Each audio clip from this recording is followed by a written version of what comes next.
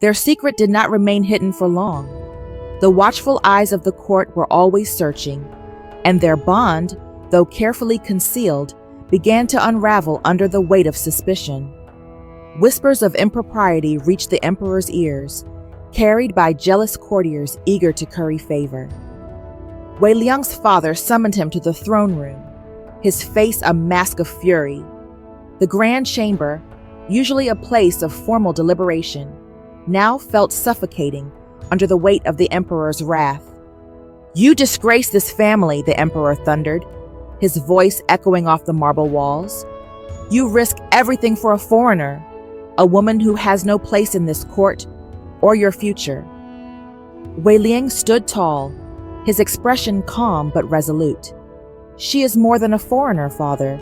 She is brave, intelligent, and kind. She is everything I wish to be, but cannot." The emperor's hand slammed down on the armrest of his throne. "You speak of love as if it is greater than duty. You forget who you are, Wei Liang. You are a prince. You will end this foolishness at once, or I will see to it that the girl and her family are sent away."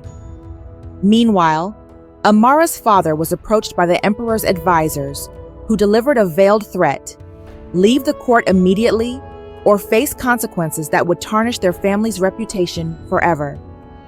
Though her father loved her dearly, he saw no other option.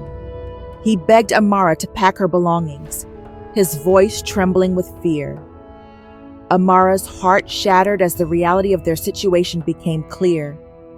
The walls of the imperial palace, once filled with moments of hope and love, now felt like a cage closing in around her. As she prepared to leave, one thought consumed her: how to say goodbye to the man who had become her world. The decision came swiftly, a cold decree cloaked in urgency. Amara's father, his voice trembling with both sorrow and resolve, explained the danger that lingered like a storm cloud over their family. The emperor's warnings were clear, and the veiled threats from court advisors were sharper than any blade. If they remained, they risked not just humiliation, but ruin, perhaps even death. "We leave at dawn," her father said, his tone brooking no argument. "I will not risk your life, Amara." Amara felt the weight of his words like a vice around her chest, but she could not muster anger. She understood the precariousness of their position, the impossibility of staying in a world that refused to accept her. But understanding did not ease the pain. Her mind raced with thoughts of Wei Liang, how he would react, how they could ever say goodbye. That evening, she slipped away from her quarters and made her way to their secret spot in the imperial garden. The air was heavy with the scent of night-blooming jasmine, the stars above flickering like fragile promises. Wei Liang was already there, his silhouette tense as he paced beneath the willow tree. When he saw her, his expression shifted, a fleeting mix of relief and dread. "You're leaving," he said before she could speak, his voice low and strained. Amara nodded, her throat tight with unshed tears. "Tomorrow. My father says we have no choice." Wei Liang's fists clenched at his sides. "This is my fault. I should have been more careful. I should have—" "Stop," Amara interrupted, stepping closer. "This isn't your fault. We both knew the risks." "But I promised to protect you," he said, his voice breaking. "And now, you're being torn away from me." Amara reached out, her fingers brushing against his. "You did protect me, Wei Liang. You gave me something I never thought I'd find in this world. A love that feels like it was meant to be." Wei Liang took her hands, his grip firm as if he could anchor her to this place, to him. "I'll find you, Amara. No matter how long it takes, no matter where you are, I will find you." A tear slipped down her cheek as she nodded, knowing that his promise was both a comfort and a burden. "And I'll wait for you, even if it takes a lifetime." Under the canopy of stars, they shared one last kiss, their tears mingling as they clung to each other, desperate to hold on to the moment. When they finally parted, Wei Liang pressed something into her hand, a small jade pendant, intricately carved with the symbol of infinity. "Keep this with you," he said, his voice trembling, "so you'll always remember." "I could never forget," Amara whispered, her fingers curling around the pendant. "Not even if I tried." The next morning, Amara and her father departed at first light. The imperial gates loomed behind them, cold and unyielding, as their caravan moved toward the harbor. Wei Liang stood hidden in the shadows, watching her retreating figure until it disappeared from view. His chest ached with the weight of loss, but he did not move. To follow her would mean defying his family, his duty, and his empire. And yet, as the gates closed, it felt as though his heart had been sealed away with them. In the days that followed, Wei Liang became a hollow version of himself. His laughter, once warm and genuine, vanished like morning mist. The sharp wit that had captivated Amara dulled into mechanical responses to court matters. He threw himself into his royal duties with relentless focus, hoping that the monotony of governance might numb the ache in his chest. But the pain never subsided. In the quiet moments, when the palace fell silent and the weight of the day pressed down on him, he would take out the letter Amara had written him before she left. Her words, written in a delicate hand, spoke of hope and longing, of a love that defied time and distance. He kept the letter close to his heart, tucked beneath his robes, and often traced the infinity mark on his wrist. The ink now faded, but the promise was still vivid. Late at night, when sleep eluded him, Wei Liang would retreat to their secret spot in the garden. There, beneath the willow tree where they had shared so many moments, he would whisper her name into the stillness, as if the wind might carry it across the seas to her. The jade pendant he had given her was a mirror to the one he now wore around his neck, its weight a constant reminder of his vow. Though he remained a prince in the title, his soul belonged to her, to the woman who had shown him a world beyond duty and tradition. Amara's departure was not just a loss. It was an earthquake that sent ripples through the court, shaking its foundations in ways no one could ignore. Wei Liang's once vibrant presence faded into a hollow shell of duty, his laughter now an echo of what it once was. His elder brother, Wei Zhao, saw this transformation not as grief, but as weakness, a fracture he could exploit. Wei Zhao's whispers spread like venom through the court, painting Wei Liang as a prince unfit to rule, a man whose heart could be swayed by a foreigner, a dangerous liability to the empire. The emperor, though harsh and unyielding, could not fully ignore the shadow that fell over his son. He watched Wei Liang from a distance, his sharp eyes catching the moments when the prince's gaze lingered too long on the horizon, or when his hands trembled slightly as he performed his royal duties. Yet, the emperor dismissed it all as youthful folly, believing time would dull the ache and restore his son's focus. But time, instead of healing the wound, only deepened it. Each day was a battle for Wei Liang, a war between his duty and his heart. His every waking moment was haunted by thoughts of Amara, her smile, the sound of her laughter, the way her presence had filled the emptiness in his soul. He wondered endlessly where she was, if she was safe, if she still thought of him. These questions gnawed at him, relentless and consuming. Often, he would sit in the quiet of his chambers, staring at maps of distant lands, his fingers tracing the routes that might lead to her. His mind conjured impossible journeys across mountains and seas, each path fraught with the danger of rebellion, dishonor, and failure. Yet, despite his longing, he remained bound by invisible chains. Chains forged of duty to his family, his people, and the empire he had sworn to serve. Those chains weighed heavily on him, pressing down on his chest with each passing day, yet he bore them without complaint.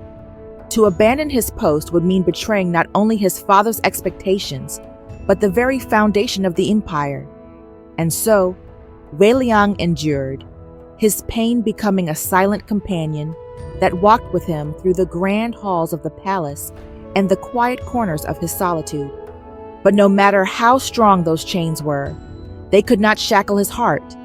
Deep within him burned a fire that refused to be extinguished. It was the memory of Amara, a memory so vivid it felt alive. He could still see the way her eyes had lit up with determination, hear the soft cadence of her voice as she spoke of dreams and freedom. She was more than a memory. She was his black jewel. She was his guiding star, the flame that burned bright against the darkness of his loneliness. In the stillness of the night, when the palace slept and the weight of the world seemed most unbearable, Wei Liang would whisper her name into the silence. Amara. The sound was both a prayer and a promise, a vow that he clung to with every fiber of his being. He knew, in his heart, that their story was not over. Whether in this lifetime or the next, he would find her.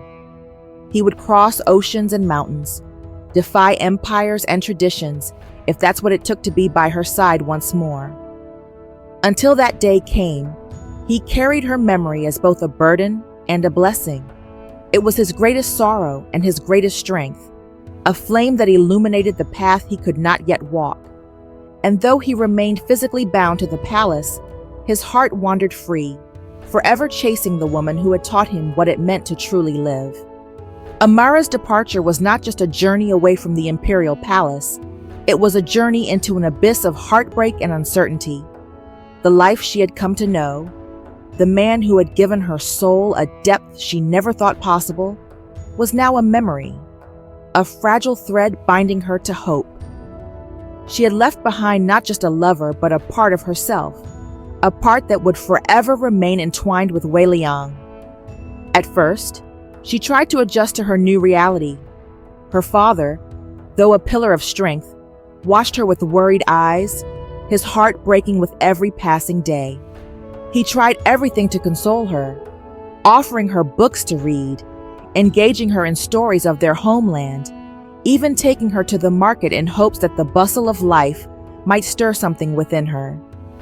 But Amara was beyond distraction.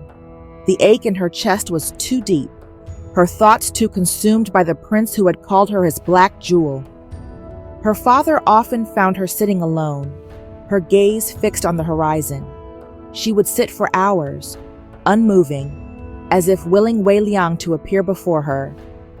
The infinity mark on her wrist, the symbol of their eternal promise, felt like both a blessing and a curse.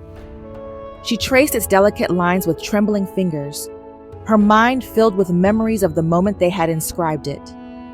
She remembered his steady hand guiding hers, the whispered words of devotion, the way he had looked at her as though she was the only thing in the world that mattered.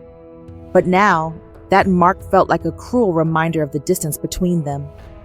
She would stare at it until her vision blurred with tears, the weight of their separation pressing down on her chest like a stone.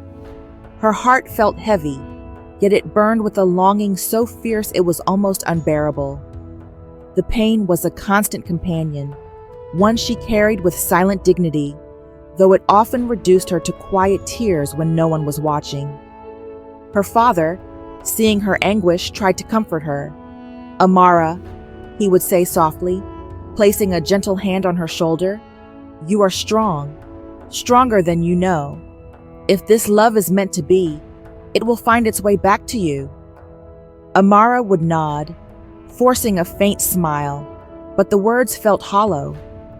She couldn't tell him that her strength was waning, that the emptiness inside her was a void nothing could fill. She didn't have the heart to admit that she spent her nights whispering Wei Liang's name into the stillness as if the wind might carry it to him. Despite her father's best efforts, the days passed in a haze of sorrow. Amara retreated further into herself, her moments of solitude growing longer and more frequent. She often sat by the window, the golden light of the setting sun bathing her face, her eyes searching the horizon for a figure she knew she wouldn't see. Yet, She couldn't stop hoping. She couldn't stop imagining him striding toward her, his arms outstretched, his voice calling her name. "Whether in this lifetime or the next," she whispered one evening, her voice trembling, "I believe you will find me." It was this hope, fragile yet unyielding, that kept her going. She clung to the memory of Wei Liang like a lifeline, replaying every moment they had shared. The way he had smiled at her, the sound of his laughter, the warmth of his touch, they were the embers of a flame she refused to let die. She carried his memory like a lantern in the darkness, its light faint but unwavering, guiding her through the lonely days and endless nights. In those quiet moments, when the world around her faded into silence, she would close her eyes and imagine his arms around her, his voice promising her the impossible. And though the pain of their separation was a wound that refused to heal, it was also a testament to the depth of their bond. For as long as she carried him in her heart, she knew she was not truly alone. And so, Amara waited, not passively, but with a quiet strength born of love and determination. She waited, not knowing if they would ever meet again, but believing with every fiber of her being that their story was not over. For hers was the heart of Wei Liang's black jewel, and she knew that somehow, across time and distance, he would find his way back to her. If you enjoyed this story, please subscribe to my channel for more interesting stories.